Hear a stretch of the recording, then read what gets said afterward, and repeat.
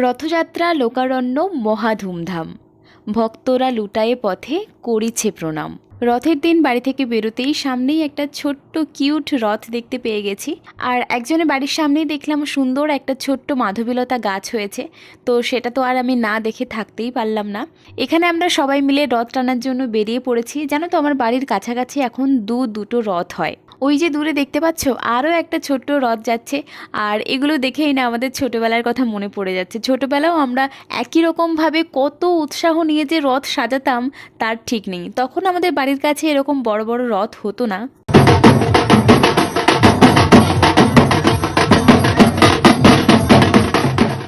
এখন আমাদের বাড়ির কাছে বড় বড় দুটো রথ বের হয়। এছাড়াও আমাদের হলদিয়ার যে ইস্কন মন্দিরের রথটা বের হয় সেটাও এসে আমাদের এখানেই থাকে। আর এখানে না সেই উপলক্ষে ওই 8 দিন ব্যাপী মেলা বসে, সেটার একটা তো আলাদা মজা আছেই। আমাদের এখানে না রথ টানার সাথে সাথে বাতাসাও ছড়ানো হয়। আমার মনে হয় এটা প্রায় সব জায়গাতেই হয়। আচ্ছা, তোমাদের ওখানে এটা হয় কি না সেটা একটু আমাকে কমেন্ট করে জানিও তো, আমার জানার ইচ্ছে রইল। আর রথ টানার সাথে সাথে কত পরিচিত মানুষের সাথে যে দেখা হয়, তাদের সাথে আমরা গল্পেও মেতে উঠি।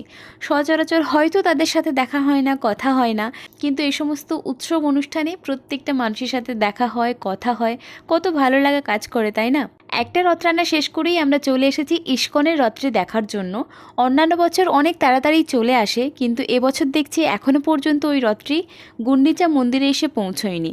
যাই হোক, দেখো রথটা যেখানে থাকবে, ঠাকুর যেখানে থাকবে, ওখানে ডেকোরেশনটা পুরো বিয়ে বাড়ির মতো লাগছে, তাই না? ভীষণ সুন্দরভাবে সাজিয়েছে। আর এখানেই বসে সেই 8 দিন ব্যাপী মেলা। যাই হোক, আমরা ওয়েট করতে করতে সবাই মিলে একটু সেলফি তুলে নিলাম। আর এদিকে আকাশের অবস্থা ভীষণ খারাপ, কখন যে বৃষ্টি চলে আসবে সেটা কেউ বলতে পারবে না। যাই হোক, আমরা একটুখানি অপেক্ষা করে গেছি। বাদবাকি ইস্কনের রথের ব্লগটি আসছে পরবর্তী পার্টে। আজ তাহলে আসছি। জয় জগন্নাথ।